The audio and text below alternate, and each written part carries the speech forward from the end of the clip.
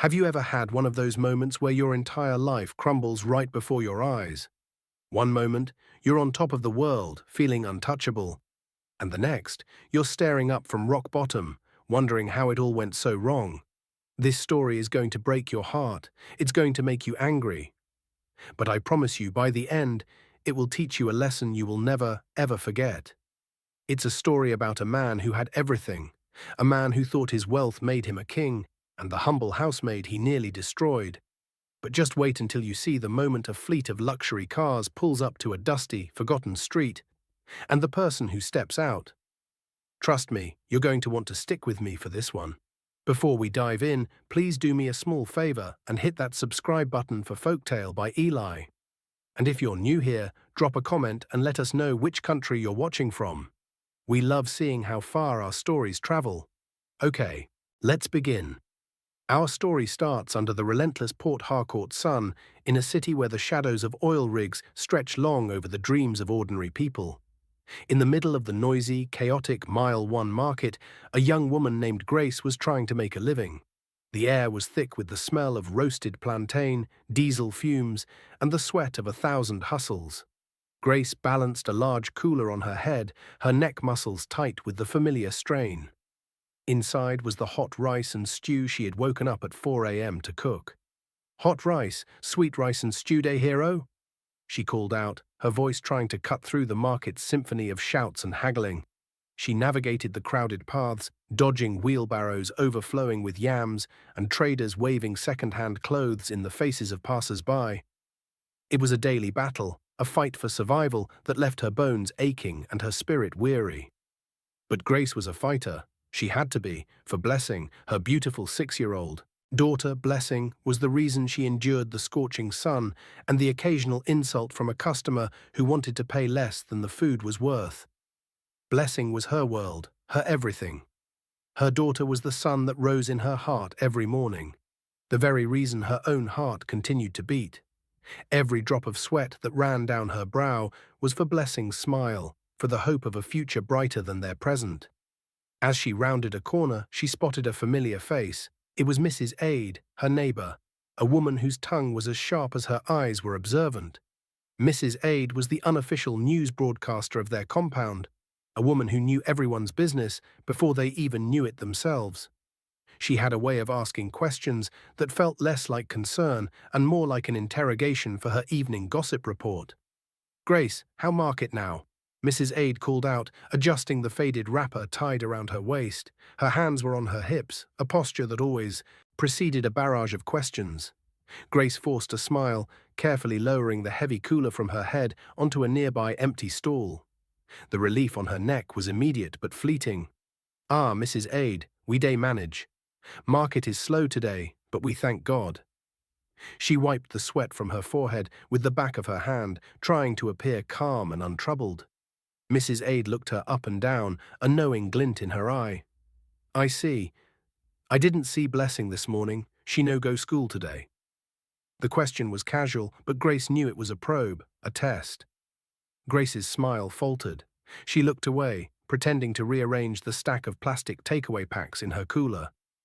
"No, she's not feeling too well." It was a lie, but it was a shield. It was easier than admitting the truth, the heavy truth that sat on her chest like a stone. The truth was that Blessing had been sent home from school a week ago. The truth was that Grace hadn't been able to pay her school fees. For the term, the headmistress, a kind but firm woman, had been patient, but her patience had finally run out.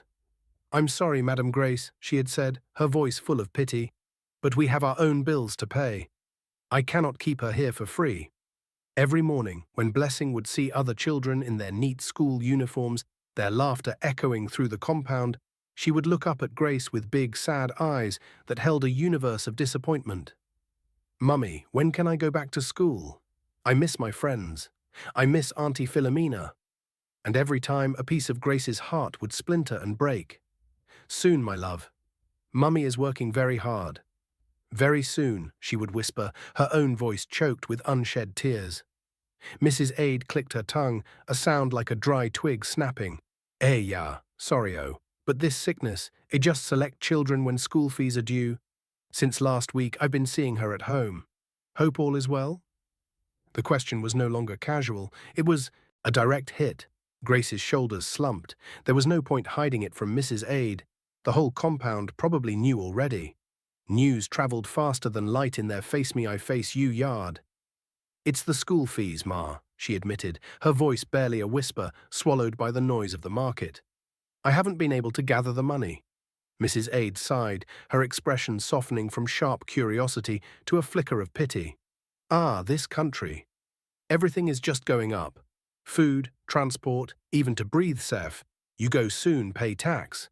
Don't worry, my dear. God will provide." She patted Grace's arm, a gesture that felt both comforting and dismissive. Grace nodded, fighting back the lump in her throat. Amen. She knew Mrs. Aid meant well, but prayers alone weren't going to pay the N30,000 that stood between her daughter and her education. To Grace, that N30,000 might as well have been 30 million. She sold food from dawn till dusk, and after buying ingredients for the next day's cooking, the rice, the palm oil, the tomatoes, the spices, she was lucky if she had N2,000 left for herself. How was she ever going to save N30,000 from that? It felt like trying to fill a bucket with a single drop of water. The weight of it was crushing her, making it hard to breathe, harder to hope. She felt trapped in a cycle of poverty that seemed impossible to break, and the fear for her daughter's future was a constant gnawing presence in her gut. Just as Grace was lifting the cooler back onto her head, resigned to another long day of fruitless hustling, her small, worn-out phone began to ring. The screen was cracked, but she could make out the name. Rose, her only true friend in the city. "Hello, Rose," she said, trying to inject a cheerfulness into her voice that she didn't feel. But the voice on the other end was frantic, filled with a raw panic that made Grace's blood run cold. It was a sound that every mother dreads. Grace, it's Grace. Blessing, you need to come to the clinic now." Rose's voice was high-pitched and breathless, each word a shard of ice piercing Grace's heart. "What? What happened?" Grace cried, her heart hammering against her ribs like a trapped bird. The cooler on her head suddenly felt 10 times heavier, an impossible weight pressing her down. "She was playing outside and she just fell down, Grace. She fainted. We rushed her to the clinic down the street. Please, come quickly." Grace didn't even remember ending the call. The world around her seemed to fade into a blur. The noise of the market, the vibrant colors of the stalls, the faces of the people, it all disappeared into a meaningless haze. All she could see was her daughter's face, Blessing's bright, innocent smile, her playful laughter. She abandoned her cooler of food, her entire day's investment, her only source of income, without a second thought. She began to run. She pushed through the dense crowd, ignoring the angry shouts and curses that followed her like a dark cloud. Someone yelled, "You dey mad?" Another shoved her back, but Grace didn't feel it. She was a woman possessed by a singular, terrifying purpose. Blessing. "Oh God, please." "Not my blessing," she prayed, her breath coming in ragged, painful gasps. Her chest burned, but she pushed harder, her bare feet slapping against the dusty, uneven ground. She ran faster than she ever thought possible, her mind a whirlwind of fear. She had already lost her husband, Blessing's father, David, in a tragic construction accident 2 years ago. One moment he was a strong, vibrant man, promising them a better life. The next, he was gone, a statistic in a city that swallows people whole. Blessing was all she had left. She was the living, breathing piece of David that Grace clung to every day. The thought of losing her too, it was unbearable. It was a darkness she couldn't even begin to imagine, a void that would consume what was left of her soul.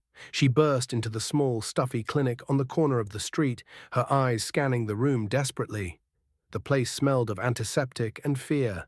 She saw Rose in a corner, wringing her hands, her face pale with worry.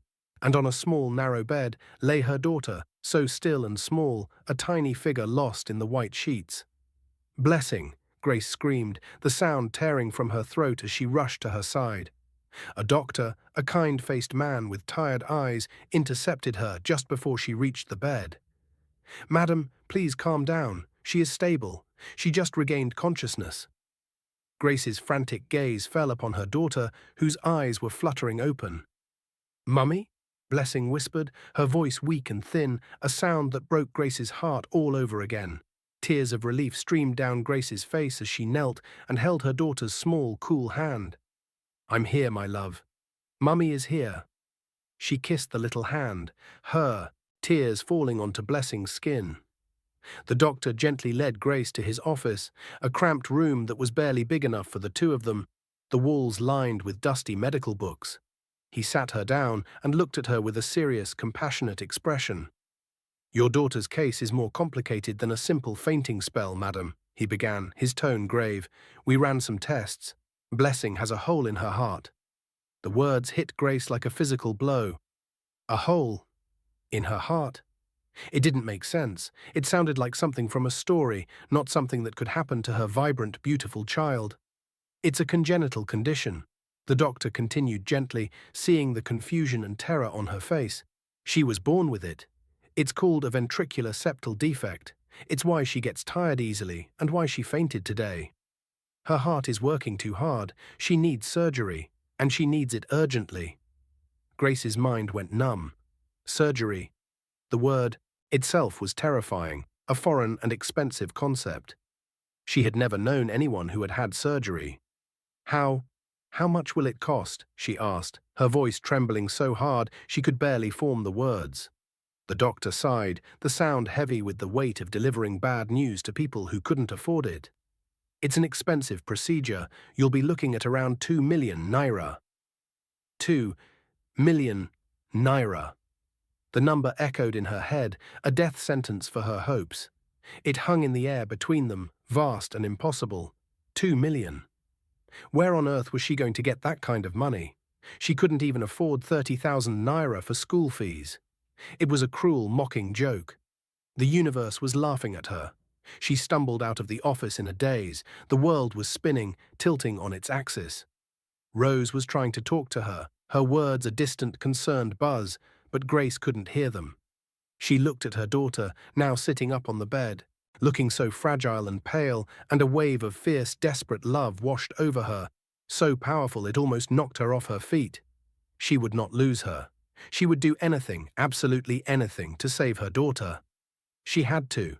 She would walk through fire. She would crawl through glass. She would sell her very soul if it meant Blessing would live. There was no mountain she wouldn't climb, no depth she wouldn't sink to. Failure was not an option. It simply couldn't be. Chapter 3.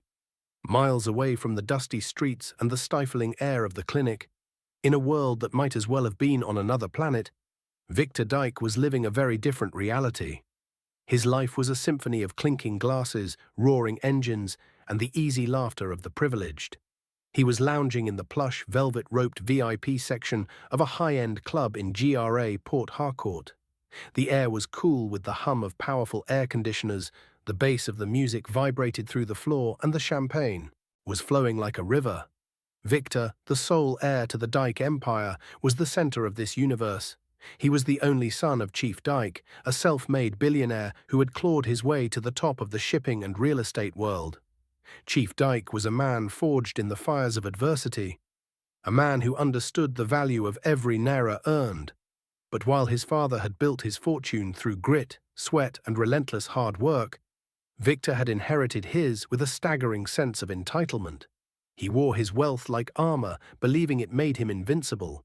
He was arrogant, reckless, and operated under the firm conviction that money could solve any problem, erase any mistake, and buy any loyalty. He was on the phone with his father, a heavy crystal glass of expensive whiskey swirling in his hand.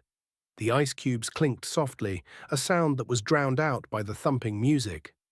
"Dad, what is it now?" he asked, his voice dripping with the kind of annoyance a king might show to a bothersome court jester. "Can't this wait? I'm in the middle of something important." Chief Dyke's voice, even through the phone's speaker, was a force of nature, firm, deep, and laced with a profound disappointment that had become its default setting when speaking to his son. "Victor, I have been trying to reach you since yesterday. I saw a debit alert of 20 million naira from the company account this morning. What was that for?" Victor rolled his eyes dramatically. "I needed it, Dad. What do you expect me to do? Work my tail off from Monday to Friday and not unwind a little?" Life is for the living. His girlfriend Esther, a woman whose beauty was matched only by her razor-sharp ambition, giggled beside him. She draped herself over his shoulder and refilled his glass. Her movements fluid and practiced. She loved the opulent lifestyle Victor provided, and she was the chief architect of his every excess, constantly whispering justifications for his most outrageous whims. Unwind, his father's voice boomed, crackling with indignation. You call spending 20 million naira in one night unwinding? Do you have any idea what that means? That is the salary of 50 of my workers combined, for a whole year. Oh, here we go again with the lectures, Victor muttered, leaning back against the plush leather couch and taking a long sip of his drink. Dad, why do you always complain about everything? It's just money. We'll make more. Besides, it's my company now, isn't it? You handed it over to me. You said so yourself. I handed you the responsibility, Samuel, not a license to be a fool, Chief Dyke retorted, his voice strained. That money was earmarked for the new shipment containers from Hamburg. The deposit is due on Monday. And I'll handle it, Victor said dismissively, his tone waving away the problem as if it were a fly. I always do. Look, I have to go. My friends are waiting. I'll call you back. He hung up before his father could say another word, tossing the expensive phone onto the couch beside him. He turned his full attention back to Esther, who was already smiling seductively. What was that about, baby? She purred, tracing a long manicured finger down his chest. Same old story, Victor sighed, pulling her closer. My dad, breathing down my neck about money, about responsibility. He just doesn't get it. Doesn't get what? She asked, her eyes gleaming with a light that had nothing to do with the club's strobes. That all of this, Victor said, making a grand gesture that encompassed the opulent club, the expensive drinks, the beautiful people, and the entire city beyond. All his businesses, all his wealth. It's all going to be mine one day anyway. I'm his only son, the next of kin. Why can't I enjoy a little piece of it now? It's my birthright. Esther's smile widened, her eyes reflecting the cold, hard brilliance of a diamond. Exactly, baby. He should just relax and let you live your life. You've earned it.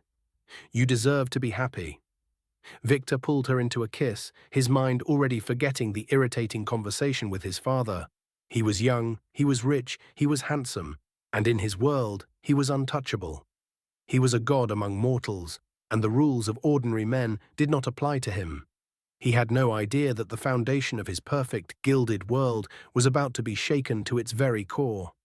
He had no idea that his path was about to collide with that of a desperate, heartbroken woman from the other side of the city, a woman who would change his life in ways he could never, ever have imagined. The universe was setting the stage for a lesson in humility, and Victor Dyke was about to become its most unwilling student. Grace's desperation grew with each passing day, a toxic vine wrapping itself around her heart and squeezing the hope out of her. The 2 million naira for Blessing's surgery felt like an impossible, mocking mountain she was expected to climb with bare hands. She continued to sell her food, her voice a hollow echo of its former self, as she called out, "Hot rice, hot stew." The words lacked conviction, their usual energy drained by the heavy weight of her despair. She tried borrowing from the few people she knew, a humiliating tour of closed doors and sympathetic but empty hands. She went to the women in her church group, who gathered around her, held her hands, and prayed with a fervor that was both touching and utterly useless. They offered small contributions, a few hundred naira here, 1,000 there, that barely made a dent in the mountain of debt she faced. She swallowed her pride, a bitter pill, and went to the market union. The chairman, a large man with a booming laugh and a dismissive wave, looked at her as if she were crazy. 2 million, for wettin'? He had asked, his laughter echoing in the small, cluttered office. My sister, we are all managing here. If I see 2 million, you think say I go, still they sit down for this hot office. His colleagues had joined in the laughter, and Grace had backed out of the room, her face burning with shame. One evening, her friend Rose came to visit her in her small one-room apartment in the crowded Diobu neighborhood. The room was sparse, with a single thin mattress on the floor where Blessing was sleeping fitfully, her breathing shallow. A single bulb cast a dim yellow light over the room, highlighting the peeling paint on the walls. Rose had her own set of problems, a burden she carried in the slump of her shoulders. She had recently been fired from her job as a cleaner at a wealthy family's house in GRA, Victor Dyke's house, to be precise. "They say I steal their things," Rose said, her eyes welling up with tears of frustration and injustice. "Grace, I swear to God, I no even touch anything. The madam, Esther, she just didn't like my face from day one. She was always looking for a reason. Now, I don't know what I will do. How will I pay my own rent?" Grace held her friend's hand, her own heart aching with a shared, crushing sense of hopelessness. They were two small boats tossed about in a merciless storm with no land in sight. "It is well, Rose," she whispered, the words feeling empty even to her own ears. "We will get through this somehow." But as she spoke them, she wondered if she truly believed them. How many times could one say, "It is well," before the words lost all meaning? The next day, as Grace was washing her pots and pans, getting ready to head to the market for another grueling day, she heard a sound that was completely out of place in their noisy compound. It was the purr of an expensive engine. A sleek black SUV, so shiny it reflected the gloomy sky, pulled up in front of her building. The sight was so unusual that all the neighbors came out of their rooms to stare, their whispers buzzing like flies. A man in a sharp, well-tailored suit stepped out of the driver's side. He looked around, his expression carefully neutral, as if he were an explorer in a foreign land. It was James, the personal assistant to Chief Dyke, a man Grace had only ever heard stories about. Rose had mentioned him, the quiet, efficient man who ran the chief's life.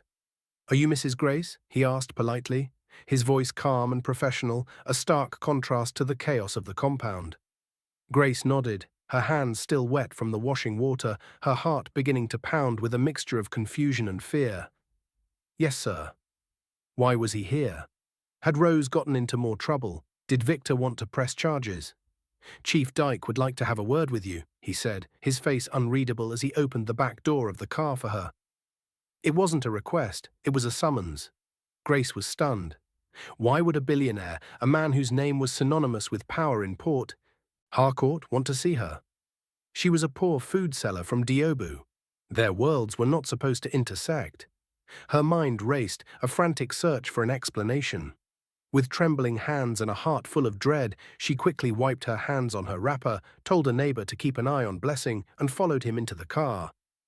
The interior was a shock to her senses, the smell of real leather, the silent coolness of the air conditioning, the feeling of sinking into the soft seats. They drove through the familiar, potholed streets of her neighborhood and soon entered a different world altogether.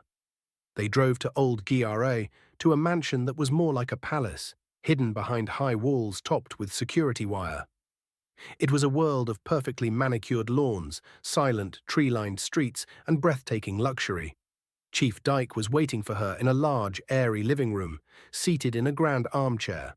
The room was vast, filled with elegant furniture and expensive art. He was an older man, his hair streaked with grey, but his eyes were sharp and intelligent. He had a kind face, one etched with lines of wisdom and a deep, underlying hint of sadness. "Good morning, my daughter," he said, his voice warm and surprisingly gentle. "Please, sit." Grace sat nervously on the very edge of a plush sofa that probably cost more than she earned in an entire year. She clasped her hands in her lap, her knuckles white. "I heard about your daughter, Blessing," Chief Dyke said, getting straight to the point. His eyes were filled with a compassion she hadn't seen in a long, long time. "My son's ex-cleaner, Rose, is your friend. I happened to overhear a conversation. She spoke of your troubles." Grace's eyes widened in astonishment. She never imagined that her humble private problems would reach the ears of such a powerful and important man. "Yes, sir," she whispered, her voice cracking. "She needs surgery." "I know," he said, his gaze steady and unwavering. "And I want to help." Grace stared at Chief Dyke, her mind struggling to process his words. You want to help?" she stammered, the question coming out as a breathless whisper. It felt like a dream, a beautiful, impossible dream from which she was terrified of waking. In her world, help from the rich and powerful was the stuff of fairy tales, not reality. Chief Dyke nodded, a small, sad smile playing on his lips. He explained that he was getting older and his health wasn't what it used to be. He was looking for a personal caretaker, a live-in house manager, someone reliable and trustworthy to manage his private residence and look after his personal needs.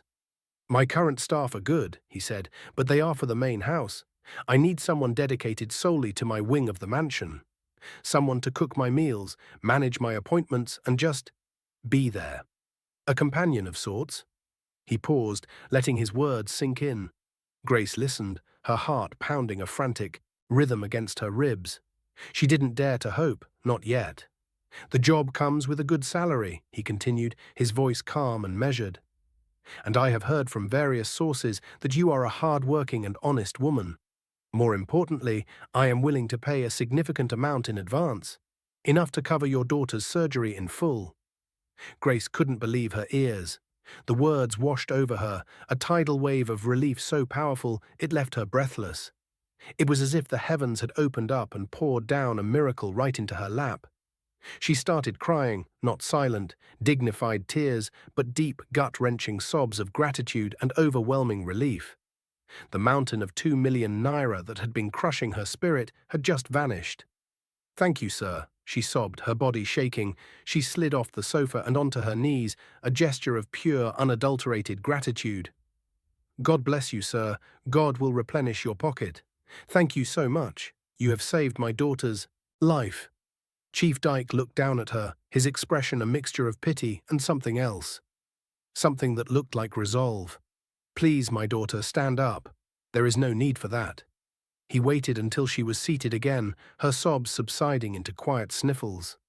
"But there is a condition," he added, his tone becoming serious, the warmth in his voice replaced by a firm, business-like edge. "This is a live-in position, as I said. You and your daughter will move in here immediately, and you will have to keep this entire arrangement completely confidential. No one can know that I am helping you or that you are working for me in this capacity." He leaned forward slightly, his eyes locking with hers. "My son, Victor, he especially does not need to know about this. As far as he and the rest of the world are concerned, I am traveling out of the country for an extended medical checkup in Germany. This wing of the house will be locked, and you will be my secret keeper. Do you understand?" Grace didn't fully understand the reasons behind the secrecy, but in that moment she didn't care. The why was insignificant compared to the what. What mattered was that her daughter was going to be saved. What mattered was that a lifeline had been thrown to her just as she was about to drown. "I will do whatever you ask, sir," she said, her voice thick with emotion and unwavering conviction. "I will be a ghost in this house if you want me to. I will not say a word to anyone, I promise." And so, in the span of a single afternoon, Grace's life changed overnight. She went back to her compound, packed her few belongings and a stunned blessing into a small bag, and moved into Chief Dyke's magnificent home. The very next morning, the money for Blessing's surgery, a staggering 2 million naira in cash, was delivered to her. Blessing was admitted to one of the best private hospitals in Port Harcourt, a place with clean sheets, attentive nurses, and state-of-the-art equipment. The surgery was scheduled immediately and was a resounding success. For the first time in years, Grace could breathe without the suffocating weight of fear on her chest. She sat by Blessing's bedside, watching her daughter recover, her small chest rising and falling with a new, steady rhythm. Her heart was filled with a joy so profound, so overwhelming, it was almost painful. She dedicated herself to her new job with a gratitude that knew no bounds. She became Chief Dyke's shadow, his confidant. She cooked his favorite meals, simple, traditional dishes that he said reminded him of his youth. She managed his medication, read the newspapers to him in the evenings, and listened. He was a kind and thoughtful man, a stark contrast to the son he had raised. He treated her not as a servant, but as a person, with a respect and dignity she had never known. He insisted she call him Papa when they were alone. They would often talk for hours in the quiet solitude of his private library. Grace, who had been closed off for so long, found herself opening up to him. She told him about her life, her dreams of opening a small restaurant, her struggles after her husband's death, and the deep love she had for Blessing. He, in turn, spoke of his own pain, a father's deep and abiding disappointment in his only son, Victor. "He has a good heart. I know it is in there somewhere," Chief Dyke would say, a sad, faraway look in his eyes as he stared out at his perfect garden. But it is buried under layers and layers of pride and arrogance. He doesn't understand the value of hard work, of empathy. He has never known a day of struggle. He thinks my money makes him invincible, that it absolves him of all consequences. Grace listened, her heart going out to this lonely, powerful old man who had everything and yet seemed to have nothing. She felt a deep connection to him, a sense of loyalty and profound respect. She was living a life of comfort she had never imagined, and her daughter was safe and healthy. She had no idea that she was becoming a pawn in a much larger, more intricate game. She had no idea that Chief Dyke had a plan, a drastic, life-altering strategy to teach his son the lesson of a lifetime. And she, the humble food seller from Mile 1 Market, was right at the very center of it all. She was the unsuspecting key to a lock Victor didn't even know existed. The weeks turned into months, and a quiet, comfortable routine settled over Grace's new life. Blessing's recovery was remarkable, the hole in her heart was repaired, and with it a new vibrancy bloomed within her. She was no longer the frail, easily tired child. She ran through the vast, manicured gardens of the Dyke mansion with boundless energy, her laughter echoing through the serene air, a sound that was like music to Grace's ears. Grace, for her part, had fully embraced her role. She was more than just a caretaker to Chief Dyke. She had become a friend, a daughter figure he never had. She learned his routines, his preferences, the specific way he liked his tea in the morning, and the particular volume at which he enjoyed listening to the evening news on the radio. Her days were filled with purpose, a stark contrast to the grinding, hand-to-mouth existence she had known before. She and Chief Dyke developed a deep and genuine bond. He was fascinated by her resilience, her quiet dignity in the face of so much hardship. He would often ask her about her life, about her late husband, David. "Tell me about him," he once said as they sat on the veranda, watching the evening sun paint the sky in shades of orange and purple. Grace smiled, a soft, nostalgic expression on her face. "David was a good man, Papa, a very good man. He was a dreamer. He used to say that one day he would build a house for us, a proper house with a real kitchen, not like our one room. He said I would have my own restaurant, and Blessing would go to the best university." Her voice trailed off, a hint of the old pain lingering in her eyes. "He worked so hard, too hard." Chief Dyke listened intently, his gaze thoughtful. "Hard work is the foundation of everything, my daughter. It is a lesson my own son has refused to learn." He often spoke of Victor, his voice a mixture of love, frustration, and a deep-seated sorrow. He would tell Grace stories of Victor's childhood, of a bright, charming boy who had slowly been corrupted by the easy access to wealth and the absence of any real struggle. "I blame myself," he confessed one night, his voice heavy with regret. "I wanted to give him everything I never had. I didn't want him to suffer the way I did. But in doing so, I think I robbed him of the one thing that builds character, the need to fight for something." Grace would listen without judgment, offering simple words of comfort. "He is still young, Papa. He can still change." "He will change," Chief Dyke would reply, a strange, determined glint in his eye. "I will make sure of it." Grace didn't understand the full weight of those words at the time. She was simply grateful for the peace and security her new life offered. She saved her salary diligently, dreaming of the day she could finally open her own small restaurant, a tribute to her late husband's dream for her. Blessing was thriving. Chief Dyke had insisted on enrolling her in one of the most exclusive and expensive schools in Port Harcourt. Every morning, a private driver would take her to school, and she would return in the afternoons full of stories about her new friends, her teachers, and all the wonderful things she was learning. "Mummy, today we learned about the planets," she would exclaim, her eyes wide with wonder. "Did you know Jupiter is the biggest?" Grace would smile, her heart swelling with pride and gratitude. This was the life she had always dreamed of for her daughter. A life of opportunity, of learning, of limitless, possibilities. Sometimes the contrast between her past and present was almost dizzying. She would remember the suffocating panic of not being able to afford N30,000 for school fees, and then look around at the opulent mansion, a place where that amount of money was probably spent on a single bottle of wine. It was a strange, surreal existence, living in the lap of luxury but remaining a secret. a ghost within the walls of the grand estate. She and Blessing stayed confined to Chief Dyke's private wing, their existence unknown to the rest of the household staff, who had all been told the chief was abroad. But Grace didn't mind the isolation. It was a small price to pay for her daughter's life and future. She had found a sanctuary, a safe harbor from the storms of her past.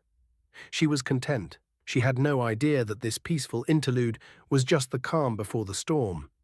She had no idea that Chief Dyke's cryptic words about his son were not just the ramblings of a disappointed father, but the blueprint of a meticulous and audacious plan. A plan that was about to be set in motion. A plan that would not only detonate Victor's world, but would also catapult Grace into a position of power she had never asked for and could scarcely imagine. The stage was set, the actors were in place, and the final dramatic act was about to begin. A few months after Grace and Blessing had settled into their new secret life, the news broke like a thunderclap across the city of Port Harcourt. It started as a rumor, a whisper on the business channels, then an alert on the news blogs, and finally a headline that screamed from the front pages of the national newspapers. A private jet, en route from Lagos to a specialized medical facility in Germany, had crashed over the Atlantic. There were no survivors, and on the verified passenger manifest was one prominent name: Chief Jonathan Dyke. The news sent shockwaves through the city's elite circles.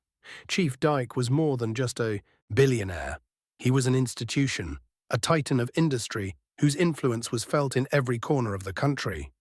Victor was at a lavish poolside party at a five-star hotel when he heard the news. His friend, Peter, showed him the alert on his phone. At first, Victor laughed it off. "Fake news," he said dismissively, taking a sip of his cocktail. "My father is indestructible, probably just some haters trying to stir up trouble." But then his own phone started ringing, and it didn't stop. The calls came one after another, condolences from business partners, frantic inquiries from family friends, all confirming the same terrible, impossible truth. His father was gone. The reality hit him not like a tidal wave, but like a slow, creeping paralysis. He stumbled away from the noise of the party, the music and laughter suddenly sounding grotesque and out of place. He stood by the edge of the pool, staring at his own reflection in the water, but the face that stared back was that of a stranger. For the first time in his life, Victor felt a profound, gut-wrenching sense of loss, a deep, hollow ache in his chest that no amount of money or champagne could fill. His relationship with his father had been a battlefield of arguments and disappointments, but he was still his father. The man who had given him everything, the unshakable pillar that had supported his entire world. And now that pillar had crumbled. A week later, the family and key business associates gathered for the reading of the will. The atmosphere in Barrister Adekunle's opulent office was heavy and somber. Victor sat in a large leather chair, feeling small and lost. He was flanked by Esther, who, after a brief and theatrical display of grief, was already back to her usual self, whispering excitedly about the future. "We should buy that yacht now, baby," she whispered, her voice a low purr in his ear. "The one we saw in Monaco. And we need to finalize the purchase of that penthouse in Dubai. Now that you're in charge, no one can stop us." Victor barely heard her. He was still wrapped in a thick fog of numb disbelief, still trying to process the finality of his father's death. The world felt muted, colorless. Barrister Adekunle, a man who had been Chief Dyke's closest friend and legal counsel for over 30 years, cleared his throat, the sound echoing in the silent room. He adjusted his glasses and began to read from the document in his hands. The will was long and meticulously detailed. It spoke of Chief Dyke's love for his family, his gratitude to his loyal employees, and his deep-seated hopes for the future of his company. It allocated funds for charities, made provisions for distant relatives, and settled old debts. And then came the final, shocking clause, the one that would detonate Victor's world.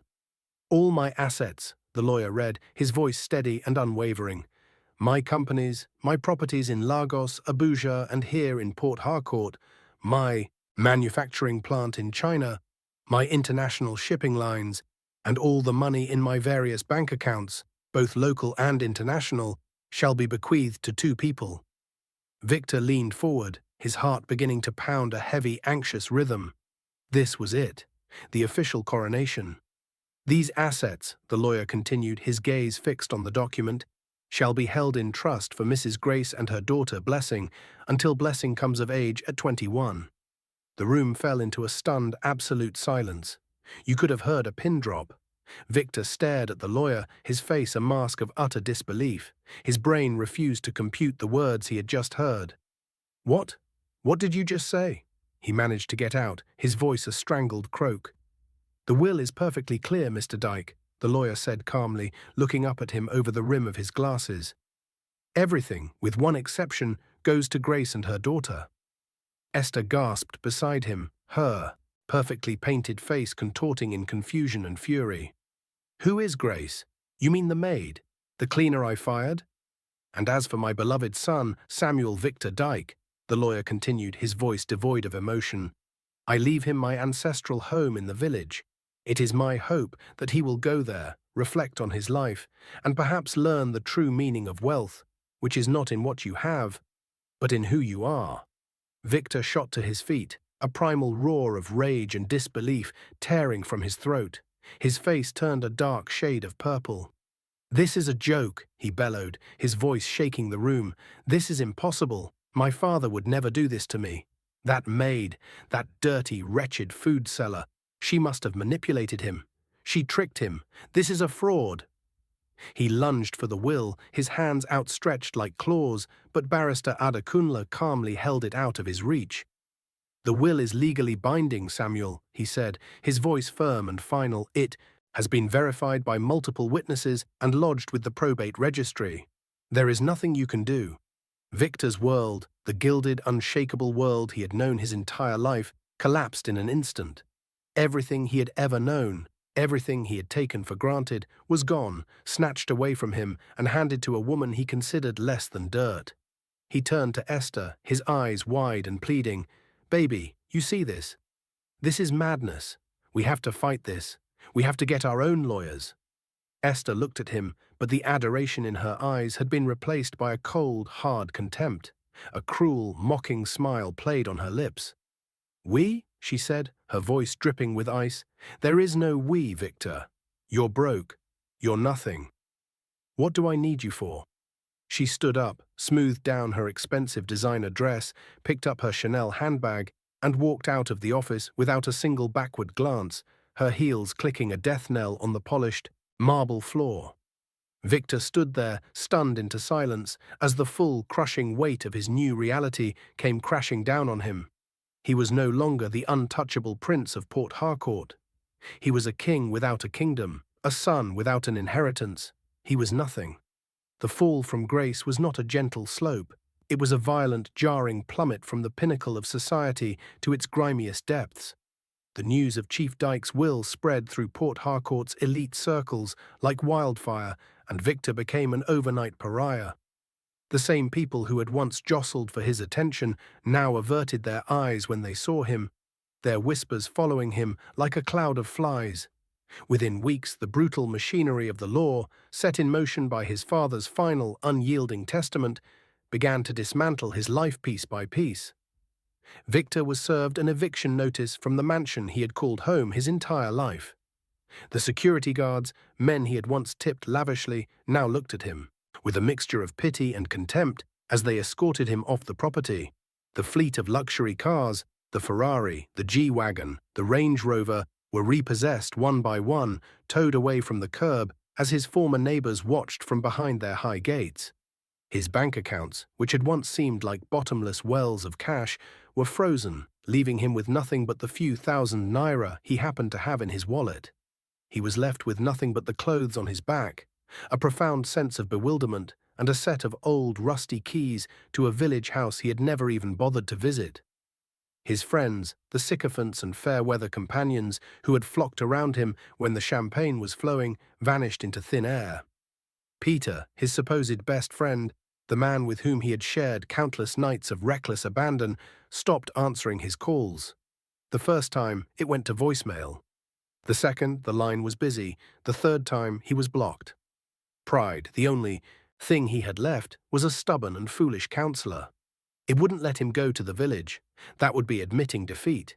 He was Victor Dyke, the son of a billionaire. He would bounce back. He just needed to figure things out. But the city of Port Harcourt, a place he had once considered his personal playground, was a cruel and unforgiving jungle for a man with no money, no connections, and no practical skills. He tried to get a job, but what could he do? He walked into corporate offices, his expensive but now slightly worn clothes looking out of place. The receptionists would look at his CV, a single page listing a degree in business administration from a foreign university and no work experience whatsoever, and then look back at him with polite, dismissive smiles. "We'll call you if something comes up," they would say. A sentence he quickly learned was a death sentence for his hopes. He quickly ran through the little cash he had. The first week was spent in a decent hotel, the second in a cheap guest house in a noisy part of town. By the third week, he couldn't even afford a room in a brothel. He found himself on the streets, the very same streets he used to speed through in his gleaming sports car, looking down with disdain on the beggars, the street hawkers, and the struggling masses. Now he was one of them. His first night was a nightmare. He tried to sleep on a bench at a bus stop, but the mosquitoes and the cold, hard reality of his situation kept him awake. He eventually found his way to the space under the Garrison flyover, a place that provided some shelter from the elements and was home to a small, forgotten community of the city's homeless. He slept there, using old, discarded newspapers as a blanket against the damp chill. He begged for food, the shame a burning, bitter taste in his mouth. His stomach, once accustomed to gourmet meals and vintage wines, now twisted with a gnawing, visceral hunger he had never known. He learned to swallow, his pride for a piece of bread, to endure the looks of disgust for a few coins. The days blurred into a miserable, monotonous cycle of shame and despair. He saw the city in a new, unfiltered light.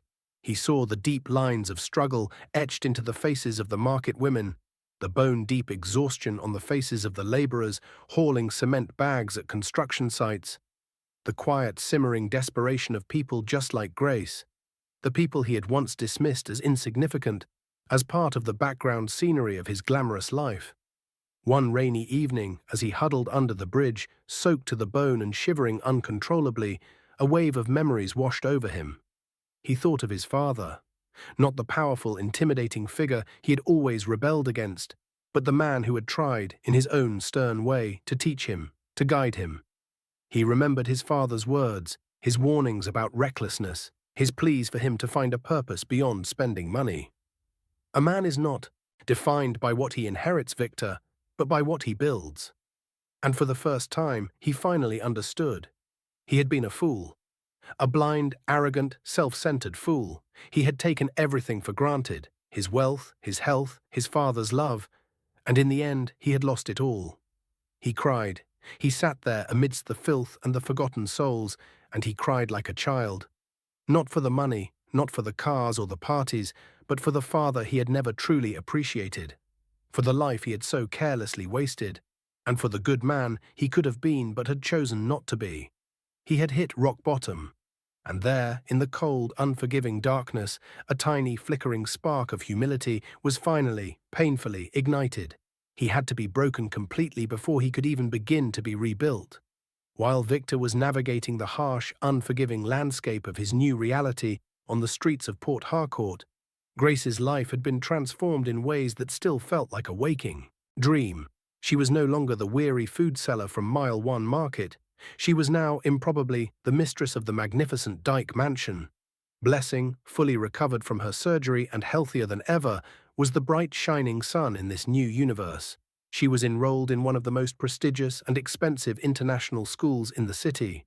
Every morning, a silent, respectful driver in a clean uniform would take her to school, and she would return in the afternoons, her mind buzzing with stories about her new friends, her kind teachers, and all the wonderful new things she was learning. "Mummy, today we painted with our fingers, and Auntie Sarah said mine was the best," she would exclaim, her eyes wide with a joy and confidence that Grace had never seen in her before. Grace had access to a fortune she could barely comprehend. Barrister Adekunle had walked her through the basics, setting up accounts and explaining the vast portfolio of assets that were now under her stewardship in trust for Blessing. But the immense wealth didn't change the core of who she was. She remained the same humble, kind-hearted woman, grounded by years of struggle and a deep sense of gratitude. Her first act was to ensure that all of Chief Dyke's household and company staff were not only retained, but also given a significant raise. She remembered what it was like to be a cleaner, to be treated as invisible. She made sure every gardener, every driver, every security guard was treated with respect and dignity. With the help of barrister Adekunle, she started a small foundation in her late husband's name, the David Foundation for Widows and Children. Its mission was simple, to provide financial aid and skills training for women who had lost their husbands and were struggling to support their families. It was a way to honor David's memory and to give back, to share the incredible blessing she had received. But amidst all the comfort, the luxury, and the newfound purpose, she often found herself thinking of Victor.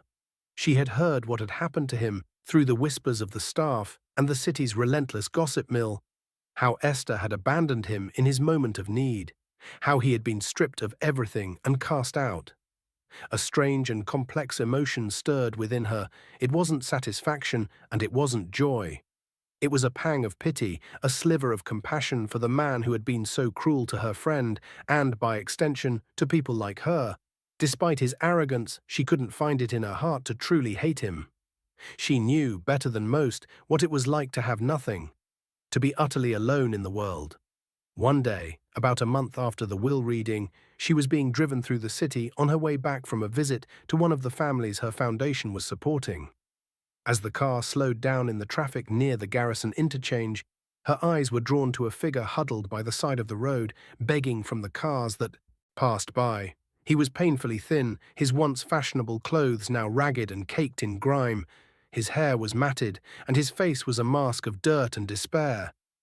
But even through the filth, she recognized him instantly.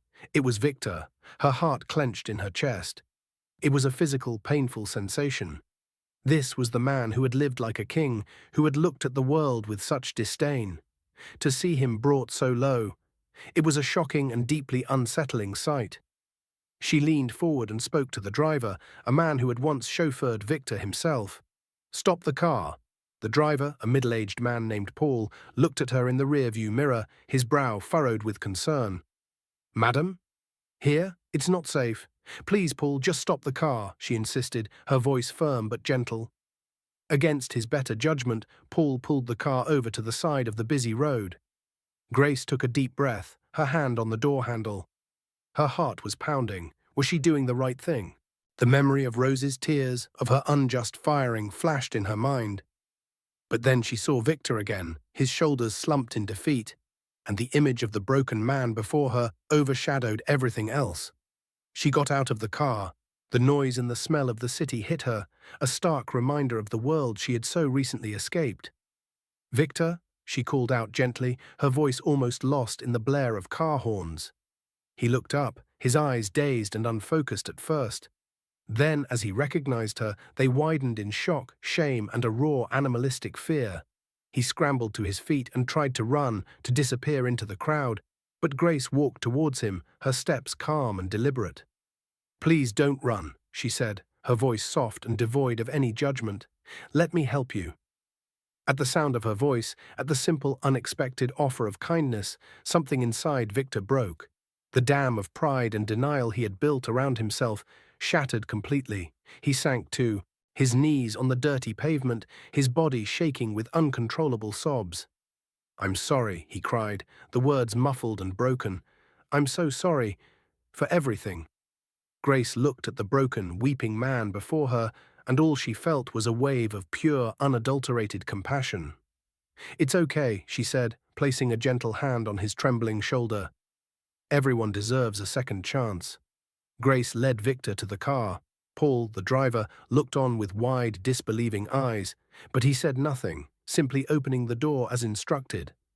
Victor huddled in the back seat, his body still shaking with the aftershocks of his emotional breakdown. The shame was so intense, it was a physical weight, pressing down on him, making it hard to breathe. He couldn't look at Grace. He couldn't look at the luxurious interior of the car that was once his. He just stared at his own filthy hands, the hands of a beggar. The drive back to the mansion was silent. It was the same route Victor had taken 1,000 times, but this time he saw it through new eyes. He saw the city not as his kingdom, but as a place of profound and stark contrasts. He saw the opulence of Gyara, the high walls and the lush gardens, and for the first time he felt like an outsider, an intruder. When they arrived at the mansion, Grace led him not through the grand main entrance, but through a discreet side door. She took him to the staff quarters, to a simple but clean room with a small bed and an adjoining bathroom. "You can clean up here," she said, her voice gentle. "There are some fresh clothes in the wardrobe. They belong to my late husband. I think they might fit you. When you are ready, there will be food for you in the kitchen." She left him alone, and Victor stood in the middle of the room, feeling completely lost. A maid's room. In his own father's house. The irony was a bitter pill to swallow. He looked at himself in the small mirror above the sink. The face that stared back was almost unrecognizable, gaunt, bearded, his eyes hollowed out by hunger and despair. He took a long, hot shower, the first he'd had in weeks. He scrubbed away the layers of dirt and grime, but he couldn't wash away the shame. He put on the clothes Grace had left for him, a simple pair of trousers and a clean shirt. They were plain, a world away from the designer labels he was used to, but they were clean, and they felt like a gift. He found his way to the main kitchen, a place he had only ever entered to bark orders at the cook. A hot, steaming plate of jollof rice and chicken was waiting for him on the table. He sat down and ate, slowly at first, then with a ravenous hunger that embarrassed him. It was the best meal he had had in his entire life. After he had finished, Grace found him sitting in the familiar grand living room, looking around at the life that was once his. The expensive paintings, the plush sofas, the crystal chandeliers, it all seemed like a dream he had once had. "I don't understand," he said, his voice hoarse as he finally looked at Grace. "After everything I did, after how my girlfriend treated your friend, why are you being so kind to me?" Before Grace could formulate a reply, a voice, deep and familiar, a voice that should have been silenced forever, came from the doorway. "Because she has a good heart, my son, a heart you are only just beginning to discover for yourself." Victor's head snapped towards the sound. His own heart seemed to stop in his chest. His jaw dropped. Standing in the doorway, leaning on a walking stick but looking healthy, strong and very much alive, was his father, Chief Dyke. "Dad?" Victor whispered, the word barely audible. His mind short-circuited. He blinked, expecting the image to disappear, to dissolve like a mirage. But his father was still there, solid and real. "But you—" The plane crash, the will. Chief Dyke smiled, a complex expression that held a universe of emotion, sadness, love, a hint of sternness, and a deep, abiding relief. "There was no plane crash, my son. It was all a plan." He walked slowly into the room, his walking stick tapping a steady rhythm on the marble floor. He went on to explain everything. How he had faked his own death, a difficult but necessary deception. How he had worked with barrister Ada Kunle to create the will, a legal document designed not to disinherit his son forever, but to strip him of the things that were destroying him. "I had to make you lose everything, Victor, for you to finally understand its true value," Chief Dyke said, his voice thick with emotion as he stood before his stunned son. "I had to make you feel what it's like to have nothing, to be invisible, so that you could finally see the humanity in others. I had to break you so that you could be rebuilt." He then turned his gaze to Grace, who stood silently by, her face a mixture of emotions. "And Grace, she was my partner. In this, though she didn't know the full extent of the plan, she agreed to help me, to be the custodian of my wealth, to show you what true character, what true wealth looks like. It's not in a bank account, son. It's in here." He tapped his chest. Victor stared from his father to Grace, his mind struggling to comprehend the sheer scale of the deception. It was audacious, it was cruel, but it was also an act of profound, desperate love. He had been stripped of everything, thrown to the wolves, forced to live like a beggar, all as part of an elaborate, painful lesson orchestrated by his own father. He felt a hot surge of anger, of betrayal, of humiliation. But then, as he looked into his father's loving, tear-filled eyes, and then at Grace's compassionate, unwavering gaze, The anger melted away, replaced by a wave of overwhelming, humbling gratitude. They hadn't destroyed him, they had saved him from himself. He stumbled forward and wrapped his arms around his father, burying his face in his shoulder, the sobs he had been holding back finally breaking free. "I'm sorry, Dad," he choked out. "I'm so sorry. For everything." Then he pulled away and turned to Grace. His eyes, clear and filled with a sincerity she had never seen before, met hers. "And you? I don't know how I can ever repay you for your kindness, for your grace." Grace offered him a small, genuine smile. "You can start by being the man your father always knew you could be." In that grand mansion in Port Harcourt, under the watchful and loving eye of his father, Victor's slow and arduous journey of transformation began. The change was not instantaneous. It was a daily battle against years of ingrained arrogance and entitlement. But for the first time in his life, Victor was fighting a battle he actually wanted to win. Chief Dyke, true to his word, did not simply hand everything back to him. The will remained in effect, with Grace as the legal custodian of the family's wealth. Victor was given a simple allowance, enough for his basic needs, but not enough for the lavish lifestyle he had once known. "You will earn your way back, my son," Chief Dyke had told him, "not with your name, but with your hands and your mind." His first job was at the bottom of the ladder. He was assigned to one of the family's shipping warehouses at the Port Harcourt port, a place of relentless noise, grinding machinery, and hard physical labor. He was just another worker, dressed in a simple overall, his hands quickly becoming calloused from hauling ropes and stacking crates. The other workers, who knew who he was, watched him with a mixture of suspicion and amusement at first. They expected him to quit after a day, or a week at most. But Victor, humbled and determined, persevered. He worked harder than anyone, arriving early and leaving late. He listened to the foreman, learned the logistics of the shipping business from the ground up, and slowly he began to earn their respect. Grace, meanwhile, was navigating her own new world. With Chief Dyke now back from the dead, the official story was that there had been a mix-up with the passenger manifest. She was no longer in the shadows. He introduced her to his business associates, not as a maid, but as a trusted family friend and the head of his new philanthropic foundation. She threw herself into her work with the David Foundation, finding a deep sense of fulfillment in helping other women who were walking the same difficult path she had once walked. She was a natural leader, her empathy and first-hand experience giving her a unique ability to connect with the people she was helping. She and Victor's paths would often cross in the evenings at the mansion. Their interactions were quiet and tentative at first, a delicate dance around their shared, strange history. One evening, Grace was in the library, going over some proposals for the foundation, when Victor walked in. He looked tired, his face streaked with sweat and dust from a long day at the port, but his eyes held a clarity and focus she had never seen before. "Can I talk to you for a minute?" he asked, his voice hesitant. "Of course," Grace said, putting her papers aside. He sat down opposite her, his hands clasped between his knees. I wanted to thank you again," he said, looking at the floor. "And to apologize, properly, for everything. For how my ex-girlfriend treated your friend, for the way I looked at people like you. For the man I was." Grace looked at him, and she saw not the arrogant prince, but a man genuinely struggling to be better.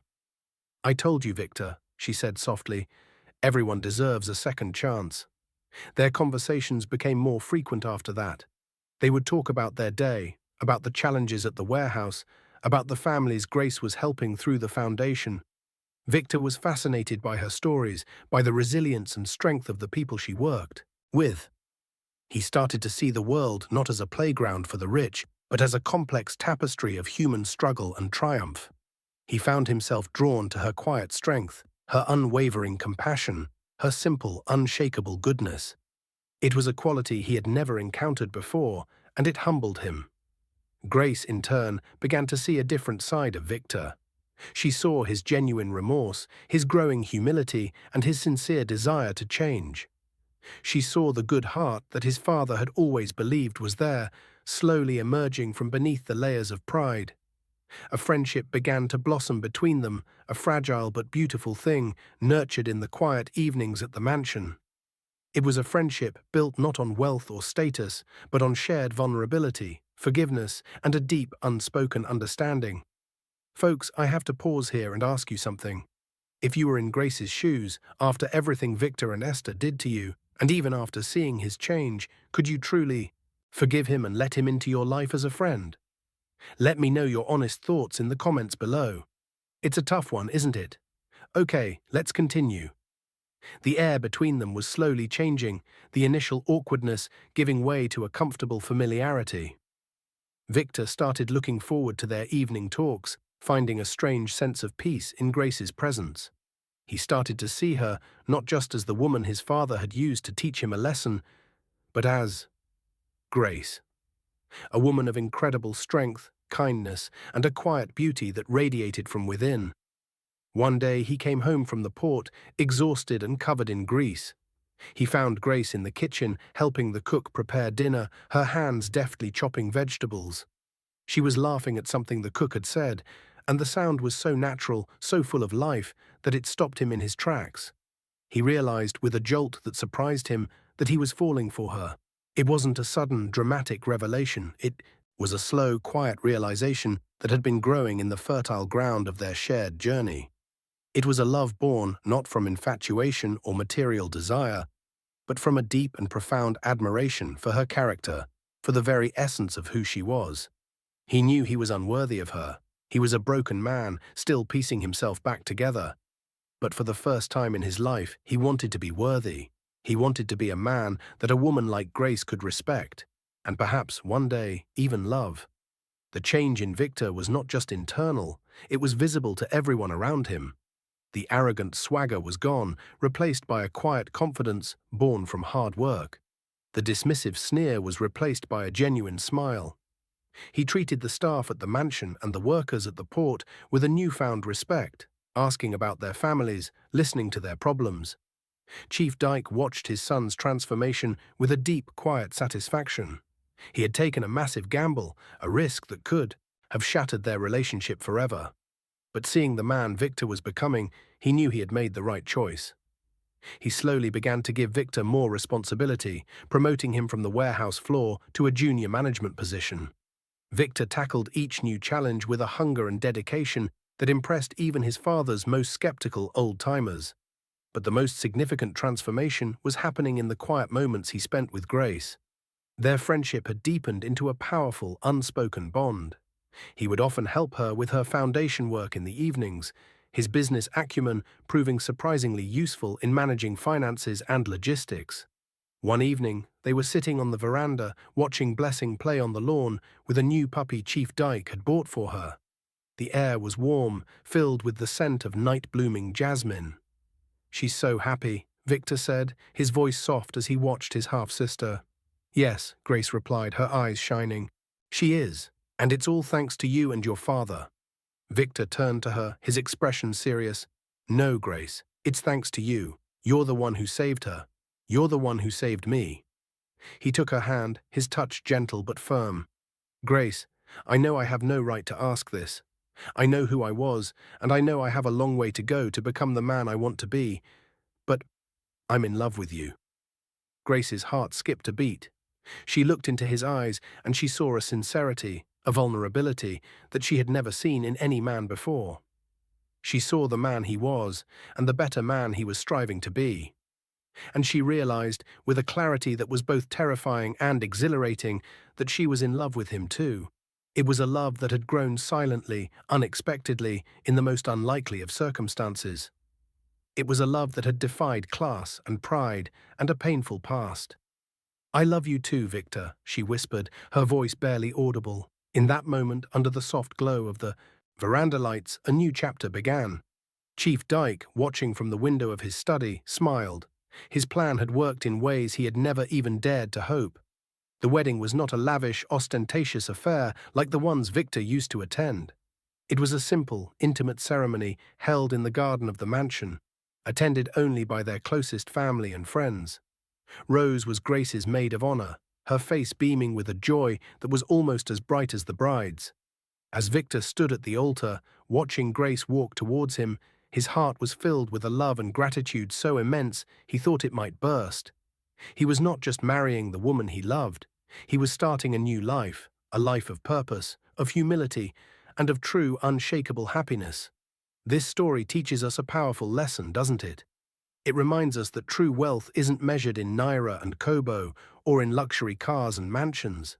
It's measured in the kindness we show to others, in the empathy we have for those who are struggling, and in the humility to recognize our own faults and to strive to be better. Life has a way of teaching us the lessons we need to learn, sometimes in the harshest, most painful of ways. But it's in those moments, at our lowest points, when we are stripped of everything we thought defined us, that we have the opportunity to find our true selves, to shed our pride, and to become the people we were always meant to be. Thank you so much for watching. If this story touched your heart, please hit that like button, share it with someone who needs to hear this message, and don't forget to subscribe to Folktale by Eli for more stories that inspire and move you. Until next time, stay kind, stay humble, and never forget the profound and beautiful power of a second chance. A year passed. The seasons in Port Harcourt shifted from the heavy, humid air of the rainy season to the dusty haze of Harmattan, and with them, the seasons of Victor's life continued to change. The Ayu transformation was no longer a conscious effort. It had become the very fabric of who he was. He had thrown himself into the family business with a passion and intelligence that surprised everyone, including his father. He wasn't just managing, he was innovating. He implemented new systems at the port that improved efficiency and, more importantly, improved the working conditions for the laborers. He started a scholarship program for the children of his employees, a project he worked on closely with Grace and her foundation. He was no longer the son of the boss. He was a leader, respected not for his name, but for his integrity, his fairness, and his genuine concern for the people who worked for him. His relationship with Grace was the anchor of his new life. Their love was a quiet, steady flame, a source of strength and comfort for both of them. They were partners in every sense of the word, raising Blessing together, managing the household, and steering the family's philanthropic efforts. Blessing, now a bright and bubbly 7-year-old, adored Victor. He was the father she had never had. He would help her with her homework in the evenings, teach her how to ride a bicycle in the garden on weekends, and tell her bedtime stories that always ended with a lesson about kindness and humility. One afternoon, Victor came home to find Grace in the garden, a thoughtful expression on her face as she tended to a bed of roses. "What's on your mind?" he asked, wrapping his arms around her from behind and resting his chin on her shoulder. Grace sighed, leaning back into his embrace. "I was just thinking about my restaurant." It was a dream she had put on hold, her time and energy consumed by the foundation and her new family life. "You should do it," Victor said immediately. "You should open it." "But, with everything else, we'll make it work," he insisted. "Together. It's your dream, Grace, and I want to help you build it, just like you helped me rebuild my life." And so, with Victor's enthusiastic support and business savvy, Blessing's Kitchen was born. It wasn't a fancy, high-end restaurant. It was a cozy, welcoming eatery in a bustling part of the city, serving the same delicious, home-cooked meals that Grace had once sold from a cooler on her head. The restaurant was an instant success. People from all walks of life flocked to it, drawn by the delicious food and the warm, welcoming atmosphere. It became a place where bank managers sat next to market traders, all enjoying a taste of Grace's incredible cooking. Grace was in her element. She moved through the kitchen with a joyful energy, her face glowing with the satisfaction of a dream realized. One evening, as they were closing up the restaurant, an old familiar face appeared at the door. It was Esther. She looked different. The expensive designer clothes were gone, replaced by a simple, modest dress. The arrogant, calculating look in her eyes had been replaced by a weary sadness. "Victor," she said, her voice hesitant. Victor and Grace exchanged a look. "Esther," Victor said, his tone neutral but not unkind. "What are you doing here?" I heard about your restaurant," she said, looking around.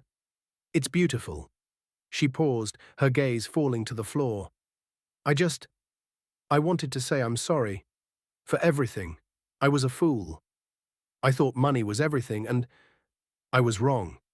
She explained that after she had left him, her own life had unraveled.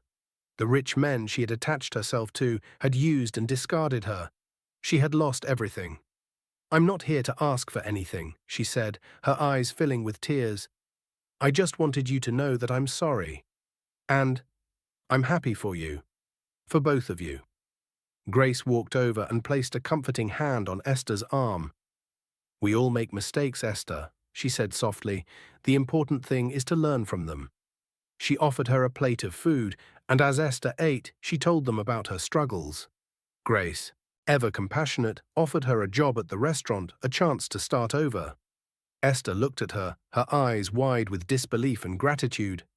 "After everything? You would do that for me?" Grace smiled. "Everyone deserves a second chance." As Esther left the restaurant that night, a glimmer of hope in her eyes for the first time in a long time, Victor pulled Grace into a tight embrace. "You, my love," he whispered, his voice thick with emotion, "are a miracle." Their journey had been a crucible, a trial by fire that had forged them into the people they were always meant to be. They had learned that forgiveness is a greater strength than vengeance, that compassion is a more valuable currency than cash, and that true love, the kind that endures, is built on a foundation of second chances. They had found their way back, not to the life they had lost, but to a new, better life, a life rich in the things that truly matter: love, family, and a deep, abiding sense of purpose. Another 2 years passed, and the Dyke family found a new, beautiful rhythm. The dramatic upheavals of the past had settled into a steady, peaceful harmony. Victor, now in his early 30s, had fully come into his own. He was no longer just the heir to the Dyke empire. He was its driving force, a respected and visionary leader in the Port Harcourt business community. He had expanded the company's operations, but with a new philosophy. He invested heavily in his employees, in sustainable practices, and in community development projects. He was proving that a business could be both profitable and ethical, a legacy that was making his father, Chief Dyke, prouder than he had ever been. Chief Dyke had fully stepped back from the business, content to spend his days as a doting grandfather. He had found a new joy in the simple pleasures of life, reading stories to Blessing, teaching her how to play chess, and watching her grow into a bright, confident, and compassionate young girl. Grace was the heart of the family, the quiet, steady center around which everything revolved. Blessing's kitchen had become a Port Harcourt institution, so successful that she had opened a second branch. But her greatest joy was her family. She and Victor had been blessed with a son, a chubby, cheerful baby they named David, after Grace's late husband. The Dyke mansion, once a place of cold, lonely opulence, was now a warm, vibrant home, filled with the sounds of laughter, the pitter-patter of little feet, and the aroma of Grace's wonderful cooking. One sunny afternoon, the whole family was gathered in the garden for a small party. It was the anniversary of the day Grace had first come to the mansion. Rose was there, now the successful manager of one of Grace's restaurants. Peter, Victor's old friend, was there too. He had reached out to Victor a year ago, full of apologies and shame for his past behavior. Victor, true to his new character, had forgiven him, and they were slowly rebuilding their friendship on a new, more honest foundation. Even Esther was there, working quietly and efficiently as part of the catering team. She was a changed woman, humbled by her experiences and grateful for the second chance Grace had given her. As the sun began to set, casting a warm golden glow over the garden, Victor stood up to make a toast. He raised his glass, his eyes finding Grace's across the table. "I want to make a toast," he said, his voice clear and strong, "to the woman who taught me everything, to my wife, my partner, my best friend." He looked at Grace, his heart in his eyes. "You taught me that true strength is found in humility, that true wealth is found in kindness, and that true love is found in forgiveness. You saved me from myself, and you gave me a life more beautiful than I could have ever imagined." To Grace. To Grace, everyone echoed, their voices a chorus of love and admiration. Later that evening, as they sat on the veranda, watching the stars begin to appear in the night sky, Grace leaned her head on Victor's shoulder. "I was just thinking," she said softly, "about that day in the market, the day my life fell apart." "It didn't fall apart, my love," Victor said, kissing the top of her head. "It fell into place." He was right. Her journey had been a winding, painful road, full of heartbreak and despair. But it had led her here, to this moment of peace, of love, of profound and unshakable happiness. It had led her home. She looked at her beautiful family, at Blessing, laughing with her grandfather, at baby David, sleeping peacefully in his bassinet, and at Victor, the man who had been broken and rebuilt, the man she loved with all her heart. And she knew, with a certainty that settled deep in her soul, that this was her happily ever after.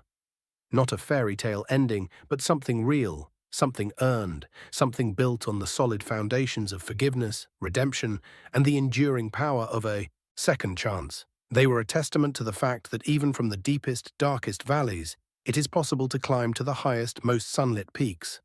The final chapter of this story isn't about a dramatic event, but about the quiet, powerful lesson that echoed through the years that followed. The Dyke family, forged in an unconventional fire, became a beacon of quiet philanthropy and genuine kindness in Port Harcourt. Victor never lost the humility he had learned on the streets. He ran his businesses with a sense of responsibility, always remembering that the livelihoods of thousands of families depended on his decisions. He became a mentor to young entrepreneurs, often sharing his own story of failure and redemption as a cautionary tale and a source of inspiration. He never forgot the faces of the people under the Garrison flyover, and he made sure his family's foundation had a special program dedicated to helping the city's homeless get back on their feet. Grace's influence was the quiet force that guided them all. She never lost her connection to her roots. She would often visit Mile 1 Market, not as the wealthy Mrs. Dyke, but as Grace, the former food seller. She would talk to the women, listen to their struggles, and find ways for her foundation to help, not with handouts, but with opportunities. Small business loans, skills training, and scholarships for their children. She understood their struggle in a way no one else could, and they loved and respected her for it. Blessing grew up into a remarkable young woman, inheriting her mother's compassion and Chief Dyke's sharp intellect. She was a brilliant student, but she was also kind and grounded, with no trace of the entitlement that had once plagued her half-brother. She spent her holidays volunteering at the foundation, her heart dedicated to continuing the work her mother had started. And Chief Dyke, in his old age, found a peace he had never known. He had his family around him, a family built, not on the fragile foundations of wealth, but on the unshakable pillars of love, respect, and shared values. He watched his son become the man he had always prayed he would be, and he knew that his legacy was secure. One evening, many years later, an elderly Victor was telling his own grandchildren the story of how he had met their grandmother. "I was a foolish young man," he said, his voice raspy with age, "who thought the world belonged to him. But your grandmother, she saw something in me that no one else did, not even myself. She gave me a second chance. And that, my children, is the greatest gift you can ever give someone." And so our story comes to a close. It's a journey that took us from the heights of arrogance to the depths of despair, and finally to the quiet, beautiful plains of redemption. It's a powerful reminder that our circumstances do not define us. It is our character, our choices, and our capacity for change that truly shape our destiny.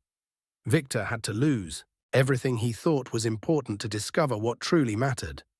Grace, who had nothing, showed him that true wealth is a matter of the heart.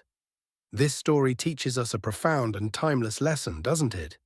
It reminds us that true wealth isn't measured in naira and kobo, or in luxury cars and sprawling mansions.